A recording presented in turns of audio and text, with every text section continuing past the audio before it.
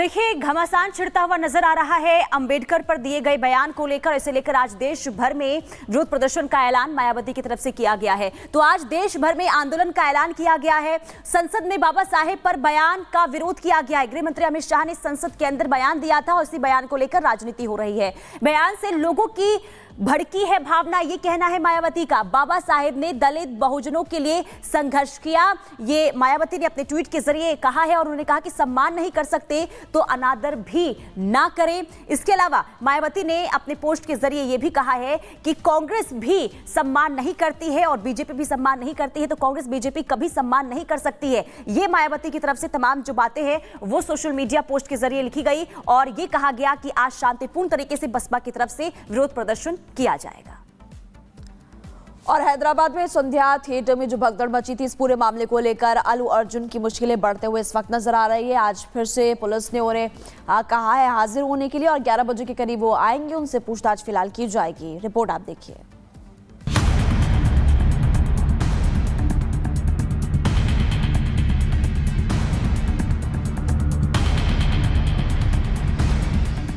Pushpa movie का यह dialogue तो सुपरहिट है, लेकिन क्या असल जिंदगी में पुष्पा झुकेगा या नहीं, ये बड़ा सवाल है।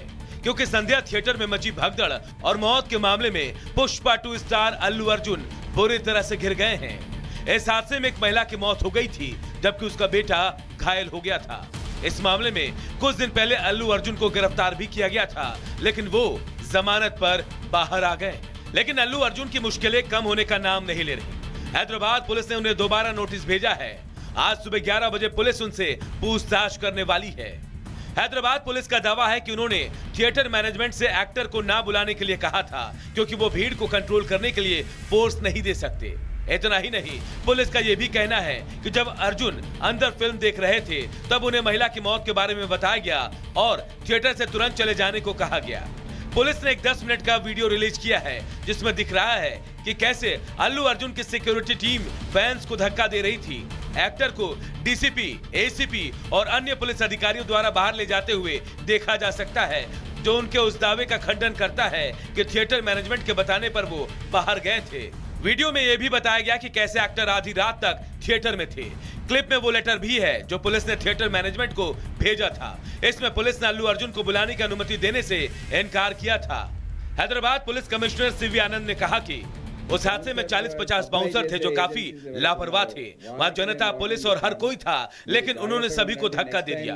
वो केवल वीआईपी के बारे में सोचते हैं। यह हर बाउंसर के लिए चेतावनी है कि अगर वो पुलिस के साथ दुर्व्यवहार करेंगे तो उनके खिलाफ सख्त कार्रवाई की जाएगी। दूसरी ओर अल्लू अर्जुन का दावा है कि वो अनुमति मिलने पर ही संध्या थिएटर गए थे। ये मामला थिएटर मैनेजमेंट और पुलिस ने आपस में सुलझा लिया था। उन्होंने ये भी कहा कि उन्होंने कोई रोड शो नहीं किया था, वो केवल अपनी गाड़ी से ही फैंस को ग्रीट कर रहे थे। मामले को लेकर पुलिस और अल्लू अर्जुन के अपने अपने दावे हैं। कोर्ट के फैसले के बाद ही पता चल पाएगा कि किसके दावे में कितनी सच्चाई है। लेकिन फिलहाल अल्लू अर्जुन पूरे फंसे हैं। Bureau report, Republic Bharat. और चलिए आगे बढ़ते हैं। अब नजर डालेंगे देश दुनिया की तमाम बड़ी खबरों पर 2 मिनट में दुनिया के जरिए।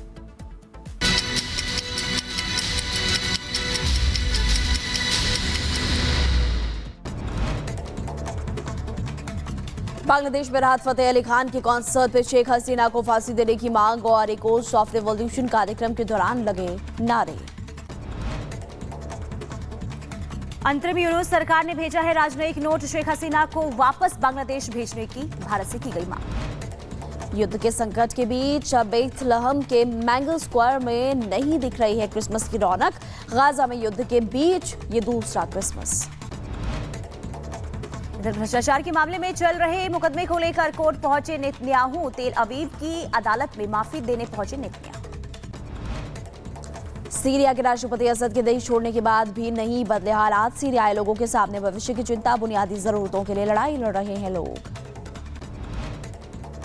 हुतियों के ठिकानों पर अमेरिकी सैनिकों के हमले जारी हैं। हमले से जुड़ी तस्वीरें सामने आई है।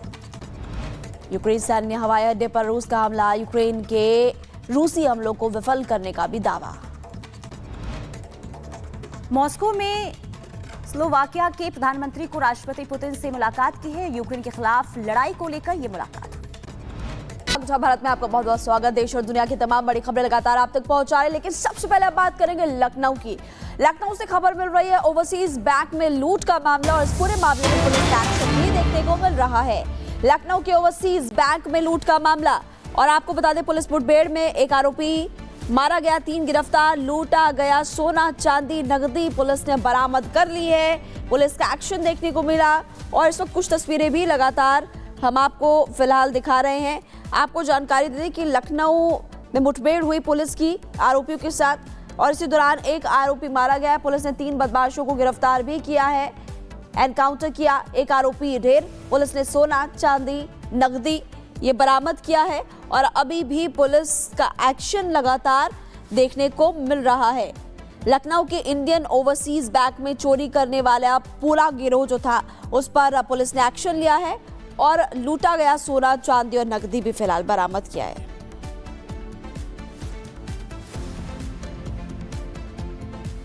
चलिए अब आगे बढ़ेंगे और बात करेंगे हसीना की मांग की। जी हां, खबर बांग्लादेश से है। दरअसल बांग्लादेश की अंतरिम सरकार ने भारत सरकार से शेख हसीना के प्रत्यर्पण की मांग कर डाली है, और इसकी पुष्टि कर दी गई है बांग्लादेश के विदेश मंत्रालय की तरफ से। आपको बता दें कि शेख हसीना पर 5 अगस्त से पहले छात्र आंदोलन के दौरान छात्रों पर गोली चलाने समेत कई गंभीर आरोपों में जो मामला है वो दर्ज कर लिया गया है। इसी को लेकर लोगों में गुस्सा भी जबरदस्त तरीके से देखने को मिल रहा है। देखिए, लोग बहुत ज्यादा भड़क गए थे, उसके बाद शेख हसीना को अपना देश छोड़ना पड़ा, वो भारत आई, और उसके बाद अभी भी वहां पर खूब राजनीति हो रही है। लेकिन वहां के जो विदेश मंत्रालय के सलाहकार हैं वो क्या कह रहे हैं, आपको इस रिपोर्ट के जरिए बताते हैं।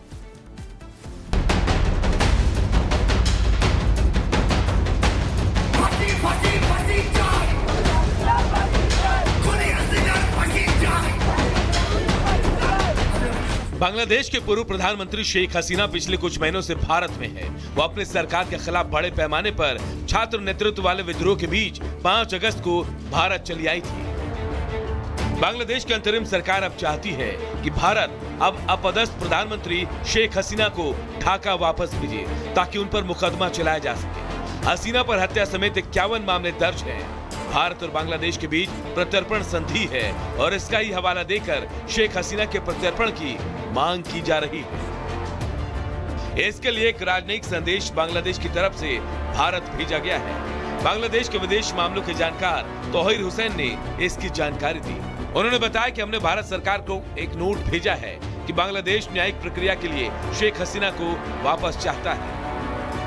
इससे पहले गृह सलाहकार जहांगीर आलम ने कहा कि उनके कार्यालय में अपदस्थ प्रधानमंत्री के भारत से प्रत्यर्पण के लिए विदेश मंत्रालय को एक पत्र भेजा है, इसकी प्रक्रिया चल रही है।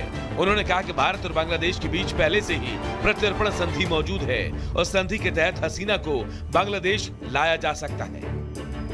अगस्त में बड़े पैमाने पर सरकार विरोधी प्रदर्शनों के कारण प्रधानमंत्री पद से इस्तीफा देने के बाद शेख हसीना ने भारत में शरण ली थी। नौकरियों में विवादास्पद कोटा प्रणाली को लेकर उनकी सरकार के खिलाफ हिंसक विरोध प्रदर्शन हुए थे, जिसके बाद शेख हसीना को इस्तीफा देना पड़ा था। हसीना सरकार को हटाने के लिए ढाका में बड़े पैमाने पर विरोध प्रदर्शन हुआ था। इसमें कई लोग घायल हो गए।